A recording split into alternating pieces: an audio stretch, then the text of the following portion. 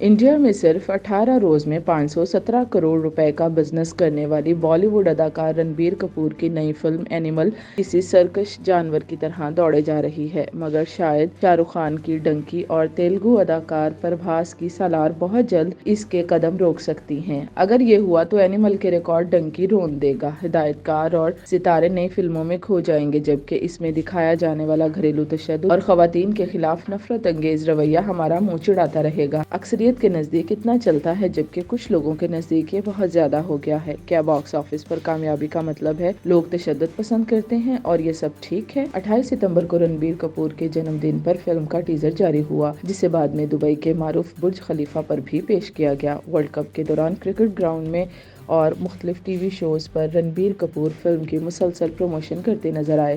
اس سلسلے میں انہوں نے اریجیت سنگھ کے ساتھ چنڈی گڑھ میں ایک لائیو میوزک شو بھی کیا۔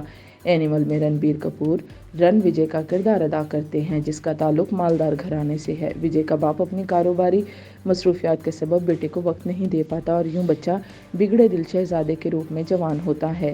رن وجے کی امریکہ میں محبت کی شادی اور بچے کی پیدائش ہوتی ہے۔ ایک دن اطلاع ملتی ہے کہ ان کے والد پر قاتلانہ حملہ ہوا ہے۔ رن وجے سب کچھ راکھ کر ڈالنا چاہتا ہے اور اسی جذبے کے ساتھ امریکہ سے اپنے ملک واپس آتا ہے۔ یہ اس کے پرتشدد مزاج کے لیے من پسند مشغلہ ٹھہرتا ہے۔ اینیمل میں رنبیر کپور کے مقابلے میں بابی دیول نے ویلن کا کردار ادا کیا، جبکہ رشمیکا مندانا نے فلم میں خاتون اداکارہ کا مرکزی کردار نبھایا ہے۔ وجے کے باپ کے لیے انیل کپور کو زحمت دی گئی تھی۔ فلم نے باکس آفس پر اپنا راج برقرار رکھتے ہوئے سنی دیول کی غدر 2 کو پیچھے چھوڑ دیا ہے۔ جہاں تک پوری دنیا سے ہونے والی کمائی کا تعلق ہے تو اعداد و شمار کے مطابق یہ 900 کروڑ انڈین روپے کا ہنسا عبور کر چکی ہے۔ فلم کی مزید کمائی کا فیصلہ 21 دسمبر کو ریلیز ہونے والی شاہ رخ خان کی ڈنکی اور پربھاس کی سالار سے مشروط ہے۔ اگر ان دونوں کا جادو چلا تو ممکنہ طور پر ویک اینڈ تک اینیمل سینما گھروں میں اتر جائے گی۔